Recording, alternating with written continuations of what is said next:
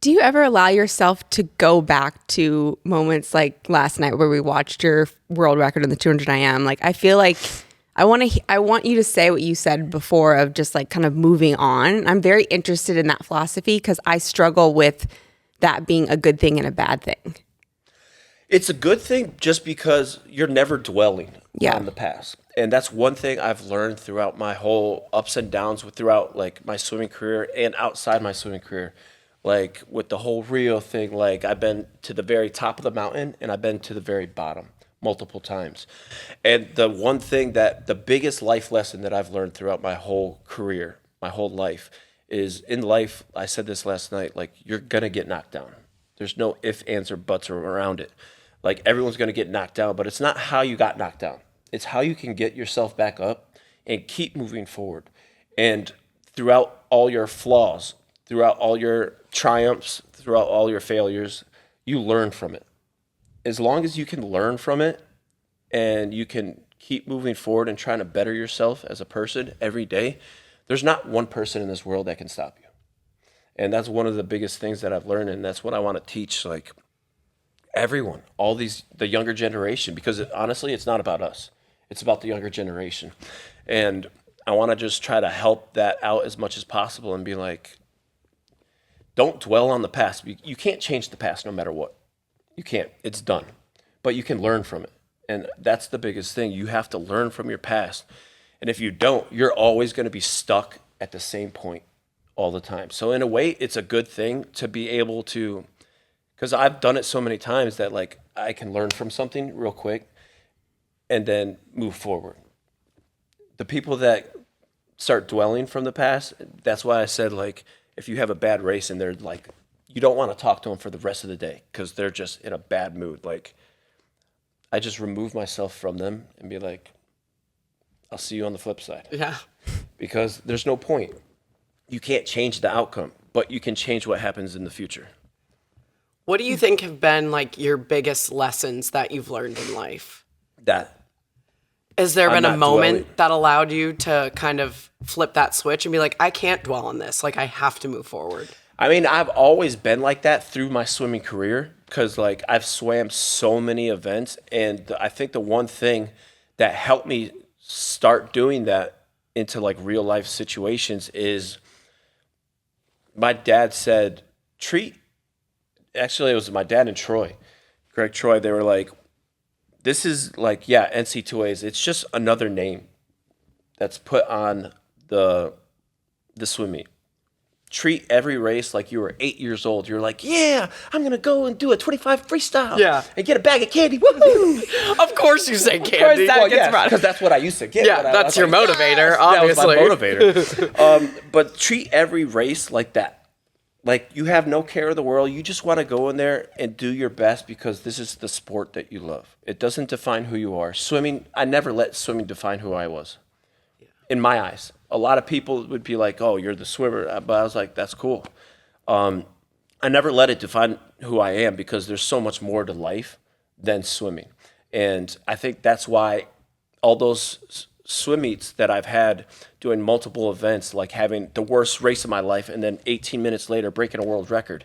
Like, I've done that at world championships and just moving on, forgetting about what happened, not forgetting about what happened, just learning from it and then moving forward. And then when it happens to like 2016, when I was like the most loved person to being like the biggest villain in the world, like killed me. Like went through full on depression, but then knowing myself and knowing like you got to learn from your mistakes. This is not who you are. Just got to keep moving forward and keep trying to better yourself every day. And I've done that. And now I'm sitting here before you guys with a big old smile. Yeah. Which makes us so happy. Is there a moment that you can think back to in the lows, like you talk about 2016, and from afar, my heart was breaking for you because it's just like people are just ruthless. People don't listen to the whole story. Mm-hmm. Is there a moment that you remember calling upon some of the qualities that you learned from Troy or your dad that you can reference?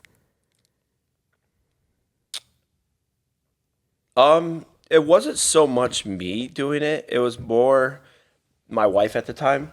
She basically slapped me because Like, I was literally? reading. I was reading almost yes. I was reading like Twitter, and I was reading all these like fans being like, "You used to be my hero, and now you're not," just because of the whole 2016 and me just being crushed. Yeah. Because I swam, yes, because I wanted to become the best, but I was mostly swimming because of for the fans. Like I wanted to do better for them. And when I read those comments, I was just destroyed inside. I was crying. I couldn't go to sleep. I was just crying, and she basically slapped me across the head and be like, "Wake up. This is not you." And you got to keep fighting. Like, you can't let them win. You didn't do anything wrong. Don't let them win. And basically, that's when I got up, wiped my tears off my eyes, and just became a fighter. You were talking earlier about how hard it is for you to ask for help. Because it's hard for me too. Yeah. It's so vulnerable. It's something that I don't enjoy doing. But at some point, we will all need to ask for help. No matter what. No matter what. At what point did you start asking for help? When I hit the lowest of my low inside, when like the inside of me fell apart, Yeah. is when I hit the lowest of the low. Like not the lowest of the low. It was just full on depression. I was like, because like I didn't know what to do. My swimming career was over, and like yes, I could still make money. I could still provide for my family, which that's my number one thing is to provide for my family. But it was like diminishing, and I'm like, what do I do? Like, what do I do? And it's hard to transfer that work ethic that I had in the pool. It was hard to transfer it over into the real world, and I'm just like I'm stuck. I don't know what to do. I have to ask, but like I gave everything to everyone all the time. Like if you needed help and you were in like freaking Europe, I'd fly over there and help you somehow. Like that's just who I was, and that's who I still am. But when I needed something, like it was just like I was shaking. I was like the most nervous I've ever been. I never get nervous for swimming. I got nervous for this, being like, I need help, like not even financial wise, but like just needing help.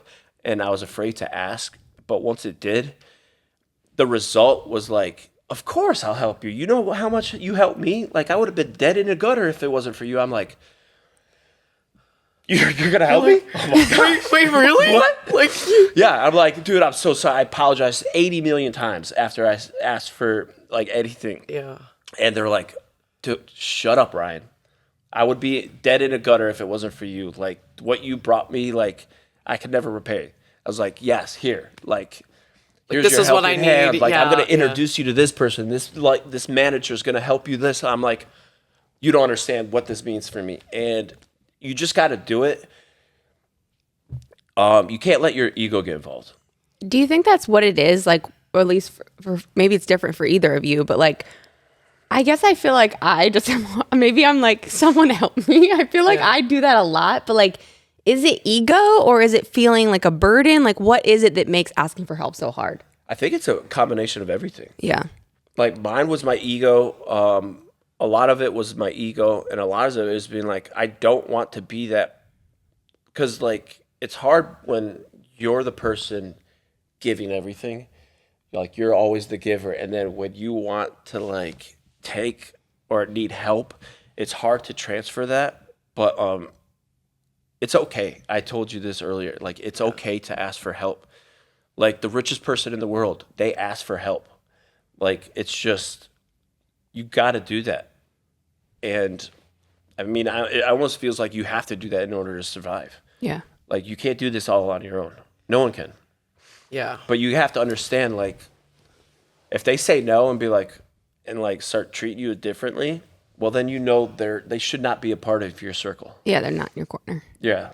I also feel like on the reverse of it, think about how amazing it makes the other person feel. Like when someone asks you for help and you're able to fly to Europe and save her, or, Yeah. you know, like it makes you feel so amazing. So I feel yeah. like that's the thing I always think. I'm like, okay, well, it's hard to ask for help, but then you're giving the other person a gift. If they truly love you, they're like, oh my God, I can be there for that person. You know, like we say Like that all the time. I just helped Yeah. Ryan. Yeah. Oh my gosh. After all these years, like, so like, don't feel afraid. Don't be afraid to ask for help.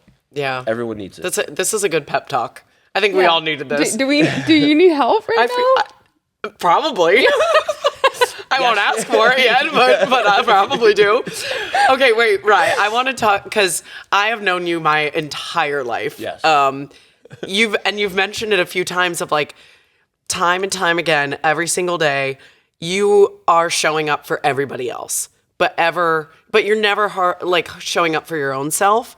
So now that you are kind of flipping that switch and showing up for yourself, how do you do that in a day-to-day basis?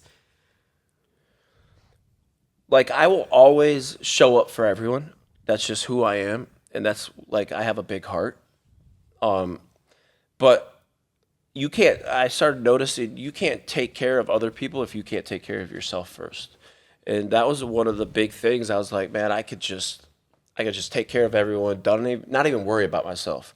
But now with my life and everything going between my marriage, my kids, my business, that I'm starting, like all these things, like I got to take care of myself or else I can't help anyone else. And my biggest thing is to help everyone, like to help my kids grow, to help the younger generation grow. Like that's, if I can't help them, like if I can't help myself, I can't help them. Yeah. So I need to help myself first. So it's my whole life I was putting everyone in front of me.